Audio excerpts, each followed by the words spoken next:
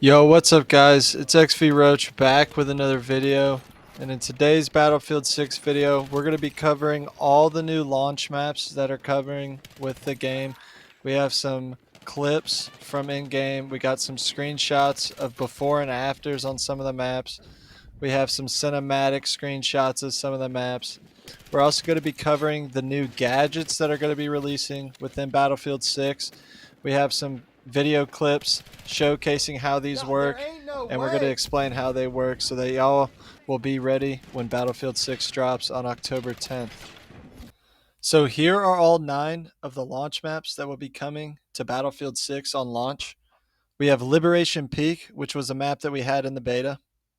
We have Manhattan Bridge, which is a new map that we've gotten to see video clips and new images of. One key thing about this map is that it doesn't actually have any fighting involved on Manhattan Bridge. The next map is Siege of Cairo. We had this one in the beta. Empire State, which we also had in the beta. The Iberian Offensive map, which we got in the second round of the beta. I really enjoyed this map for SMGs. The Saints Quarter map, which just got revealed, which is a close quarters only map.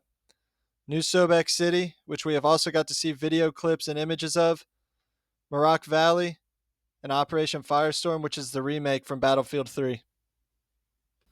I'm really excited to get to play all the new maps that we've gotten to see before the release. They all look like they play really well in the game, and they look visually pleasing. So I'm excited to see how they play when we get our hands on it when the game releases. All the maps that were out in the beta I really enjoyed, so there's nothing new from those ones. But the new maps I'm really looking forward to.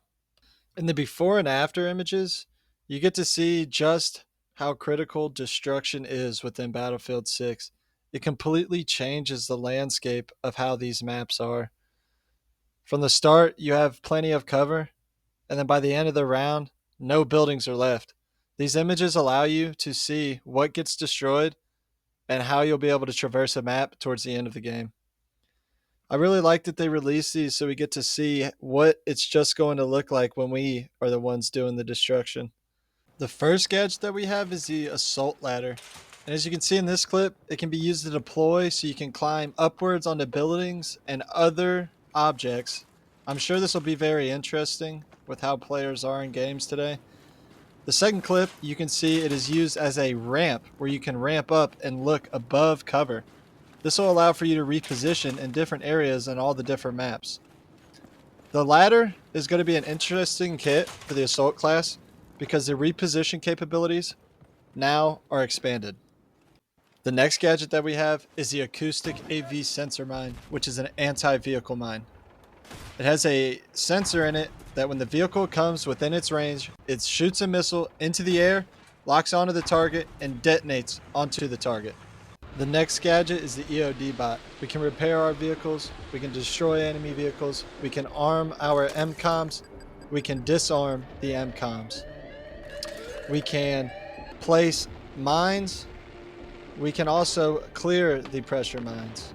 I'm sure we'll be able to destroy enemies with this and all the other gadgets in the game.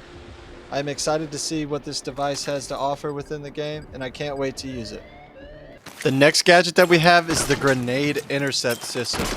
Once you set this on the ground, the grenade intercept system tracks and destroys incoming projectiles such as hand-thrown and launched grenades. It can intercept up to 3 projectiles during the window of activation. So this thing is basically like the trophy systems from other games like Call of Duty and other shooter games. This thing's going to be really nice. Locking down them objectives, keeping the grenades off you because grenade spam can get a little out of hand on some maps. The next gadget that we have is the portable mortar system. This launches high explosive cells designed to strike defensive positions and dispense the enemy.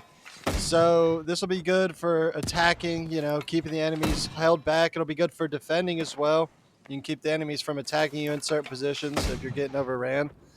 You can also use smoke grenades on this gadget. This will allow you to conceal certain objectives. I believe this will be really good for conquest, breakthrough, escalation.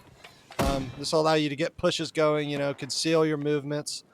I think this gadget's going to be really useful, but I also think it's going to get really annoying. The next gadget that we have is a sledgehammer, and as you can see in the video, it can be used to destroy complete buildings. You can see the building crumble down. The next clip, we can see a melee attack being performed as it is a melee weapon. Alright, this gadget's going to be very useful for us as we can now destroy cover, we can destroy buildings with it, we can take down the enemy with it, and we can also slightly damage vehicles with this gadget. The final gadget that we have is the deployable cover. It's a reinforced ballistic shield designed to protect you from projectiles and explosive damage. The shield can degrade from damage, but friendly engineers can repair it to keep you in the fight. I wonder how much damage this gadget takes before it will be destroyed. I hope it's not too quick, so this allows, the engineers the time to recognize and see that we need it repaired. So this will be interesting. We'll have to see how this mechanic works within the game when it comes out. And finally, we're going to talk about all of the vehicles that will be in the game at launch. Battlefield posted and gave us images of all of the vehicles that will be in the game at launch. So here they are. First, we're going to be starting off with the ground vehicles. We're going to have the main battle tanks. For NATO, we have the M1A2 SEP V3. And for the Pax Armada, we have the Leo A4.